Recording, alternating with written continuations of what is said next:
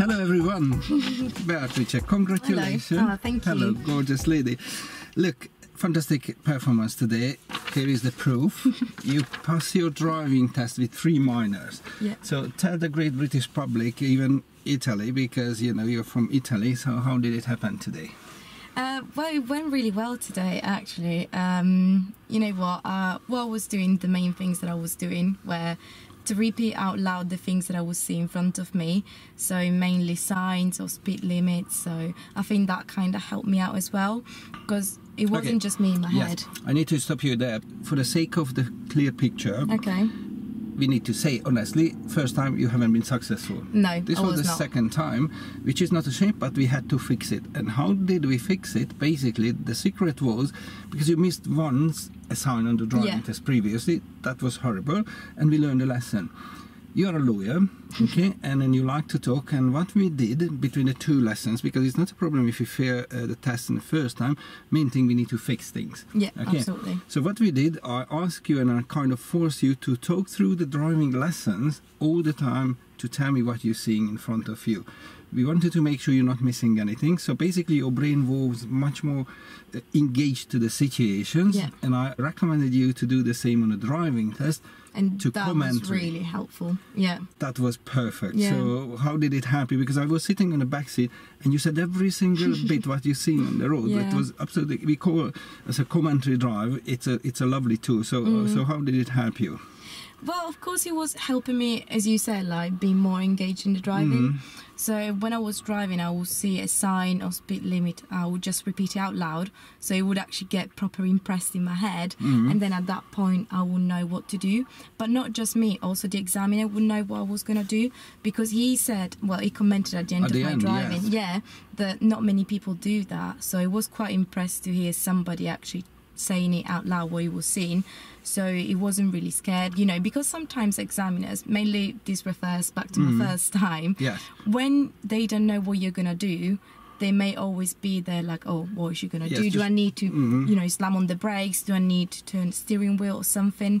So you emphasized clearly, he said, yes, you didn't miss a little bit of the signs, everything you commented, that was lovely. That was his word, so absolutely, I was so delighted with his comment. So, fantastic.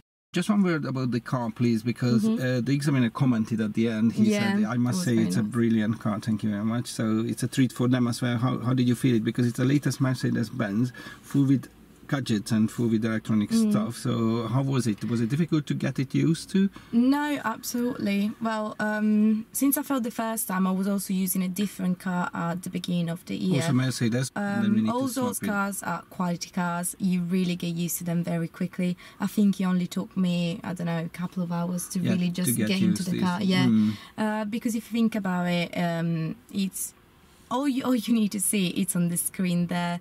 So compared to other cars, usually good cars still, but this one is an excellent car. It's a treat.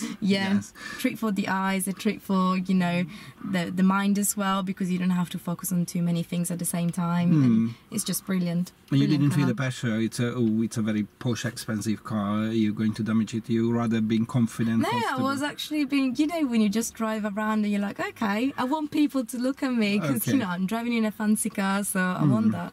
Good, well done. Thank you very much. You deserved it anyway. Tell the public, please, how did you find me? Obviously, because we haven't got any connection beforehand, so it wasn't a word of mouth. That's the best one. But you found me on internet, or how did you find me? At the beginning of this year, I was basically looking for some driving instructors because I wanted to get my driving license. So what I did was to have a look on Google, literally just typing in driving instructors. Because that's very important. These messages to the others, how to find the instructor. So not necessarily me, but generally speaking, yes. Yeah, no, absolutely. I found them just online, driving instructor Birmingham or sort of like that. Yeah, Google, absolutely. And a few instructors actually came up.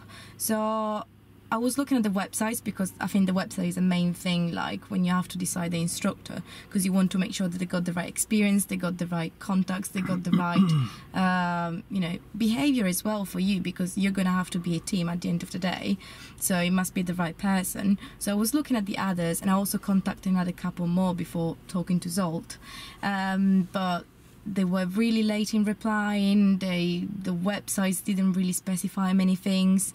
So when I actually got in contact with Zsolt, then everything was fine because I got a reply within, I don't know, a day, a few hours even. So it was very quick. And then he's always been there for me. So if I needed to move my lesson, you know, so I think like Zsolt was just a perfect choice. That's very kind, thank you. If you think back, we started obviously from zero. What if there was any major steps, for instance, mock test or whatever was the best thing to help you to make sure, oh yes, I need to improve there or that? Do you have any moments which were kind of cornerstones? Well, I really enjoyed the mock test, to be fair, because sometimes, like even like last week before my test, I asked you like to do a mock test because I think that really helps me see how I've improved and the things that I really still have to improve on, because it's always best to make sure that you covered all the bases and you're comfortable with everything before getting to your driving test. So I think like the mock test really helped me, but also just, you know, talking to you, explaining my issues, going through things that I wasn't sure about. I think those were the best things to do. Yes, because the mock test is very important because we do like a real test, same paper, same attitude. I play the role of the examiner, so you get a clear mirror reflection about your performance, black and white. You take it home and then you fix it back home when you're processing all the information on the paper in your head. Yes, that's really, really good. Well done, fantastic. Any advice for the candidates in the UK or back home even? Well, if you fail the first time, don't give up. Of course, like I wasn't the happiest person in the world when I failed the first time, but you just have to keep driving, really, because everyone is going to pass at the end of the day. Like, it's something that you just get used to it, like, just with time and experience. So listen to Zsolt. If he says that you're not prepared, you're not prepared. If he says that you are, then go for it and be energetic and give 100% of you. Fantastic. Thank you very much. So as you are going to be a top lawyer very soon because you're a master student of law here in the UK, I wish you all the best because you're the top driver now. Congratulations. Excellent. Thank you. Thank you very much, everyone. So goodbye. Bye.